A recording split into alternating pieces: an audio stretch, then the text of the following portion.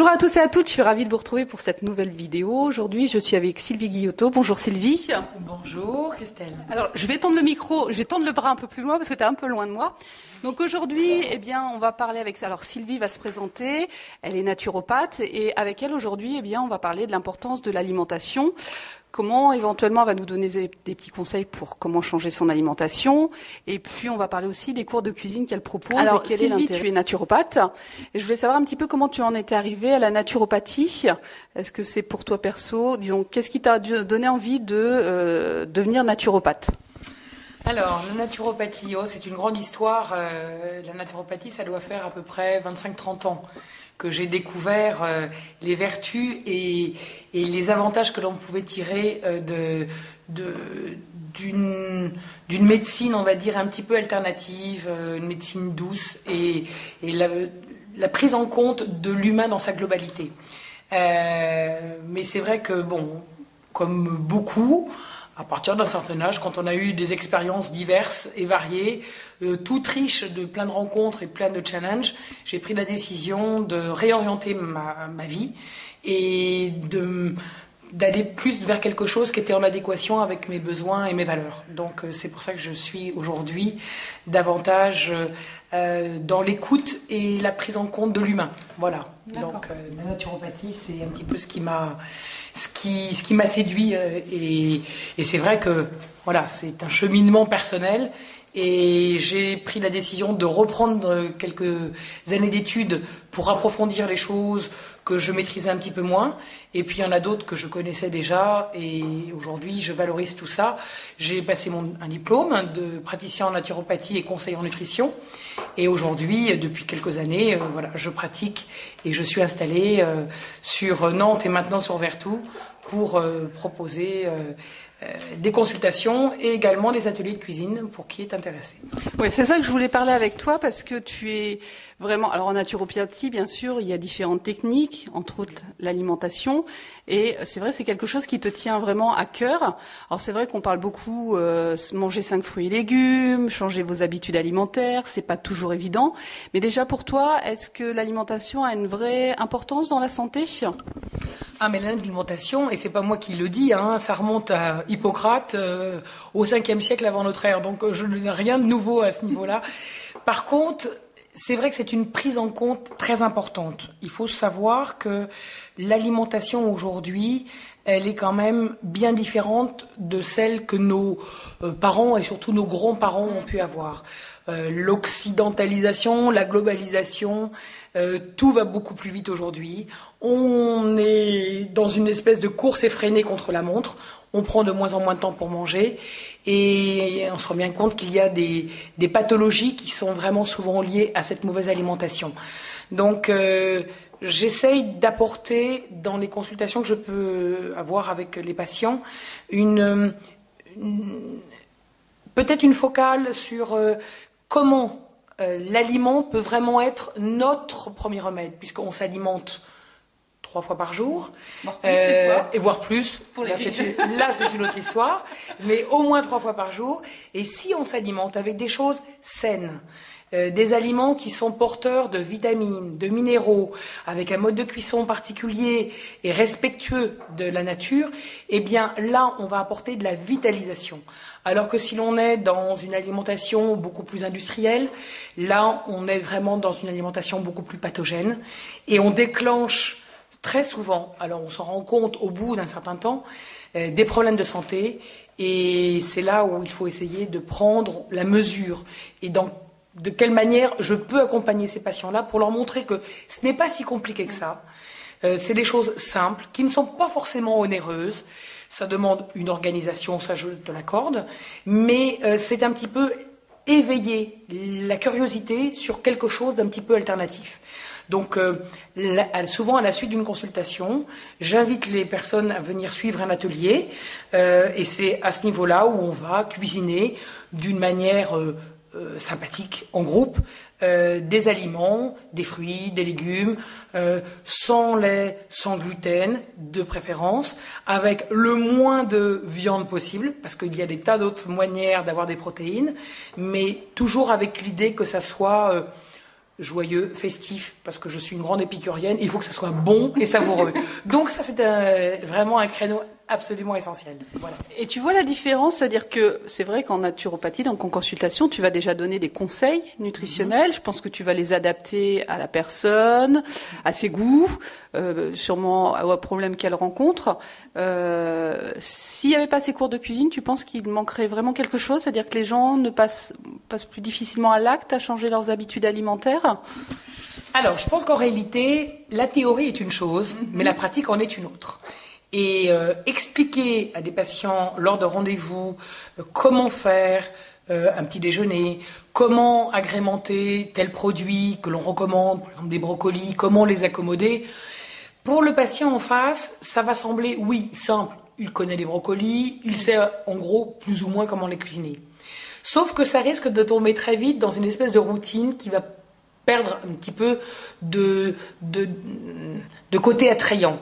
L'idée de donner des cours de cuisine ou des ateliers de cuisine, il faut que ça soit d'abord ludique et surtout, c'est une manière, on va dire, facile de cuisiner, mais avec des aliments, mais vraiment, on va dire simples, mais des ingrédients peut-être qu'ils ne connaissent pas. C'est-à-dire qu'au lieu de mettre de la crème fraîche, on va utiliser des crèmes végétales qui vont être bien meilleures pour la santé parce qu'un apport de protéines et on va minimiser le cholestérol.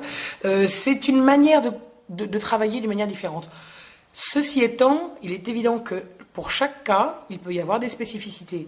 Et c'est à ce titre que je propose soit des cours collectifs, où là on rentre dans quelque chose d'assez général, ou des cours particuliers, s'il y a des pathologies lourdes, des cas vraiment spécifiques, où là un régime, entre guillemets, parce que j'aime pas tellement le mot, mais est nécessaire, et bien là on fait du sur-mesure, et ça peut m'arriver soit de me déplacer chez des personnes précisément pour établir des menus type avec des ingrédients spécifiques, ou alors ces gens-là viennent à la maison et on cuisine ensemble. Voilà. D'accord. Alors, du coup, tu as répondu à certaines de mes questions en disant que ça peut être savoureux, parce que comme tu disais, tu es épicurienne et que tu as besoin que ça ait du goût. Oui. Au niveau coût, parce qu'on entend souvent que financièrement, manger sain, ça coûte cher. Alors, qu'est-ce que tu aurais à répondre à ça? Alors, il est évident que si on garde ses habitudes alimentaires classiques, actuelles, occidentales, et si on veut passer, comme il y a une espèce de mode à ça, et qui, à mon sens, peut être très saine, de passer au bio, garder ses habitudes alimentaires occidentales en mangeant bio, là, ça va coûter très cher. Acheter du ketchup bio, acheter de la viande bio, acheter tout en bio, peut coûter effectivement très cher. C'est pas forcément dans cet axe-là, à 100% que je vais aller. Certes, le bio a pour moi beaucoup de valeur, mais on n'est pas obligé de consommer exactement les mêmes choses. Et puis, est-ce qu'au niveau nutritif, que tu consommes par exemple du ketchup non bio ou bio, est-ce que ça va vraiment être intéressant pour le corps au final? Ah mais justement, c'est bien là en réalité, il va falloir changer quelques-unes de ses habitudes. L'habitude du bio est bonne, mais tout n'est pas forcément bon à consommer en bio. Le ketchup bio, on peut s'en passer. Ça coûte d'abord très cher, on peut s'en passer. Manger de la viande bio, certes, mais peut-être pas tous les jours.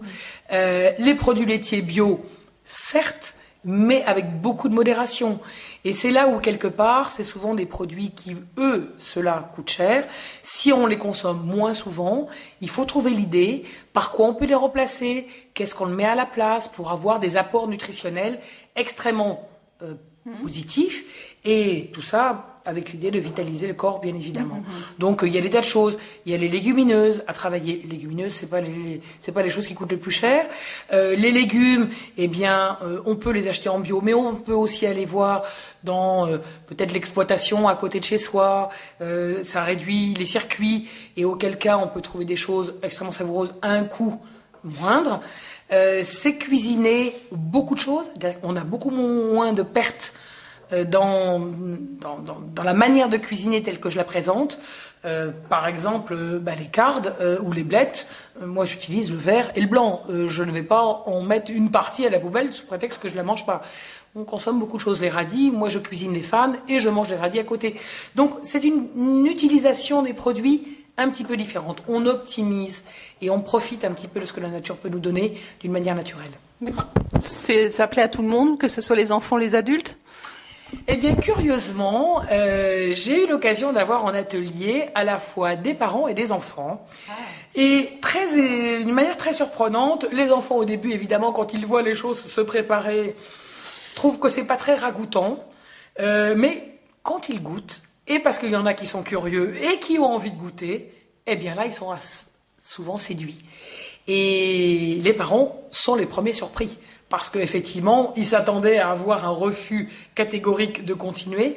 Et finalement, ils trouvent quelque chose d'assez sympathique. Alors, bien évidemment, ça nécessite des petits conseils. Savoir bien assaisonner, relever avec des herbes, des épices, varier un petit peu la manière de présenter les choses, mais des jolis plats. Il y a tout un ensemble de choses. Il n'y a pas que le produit en lui-même.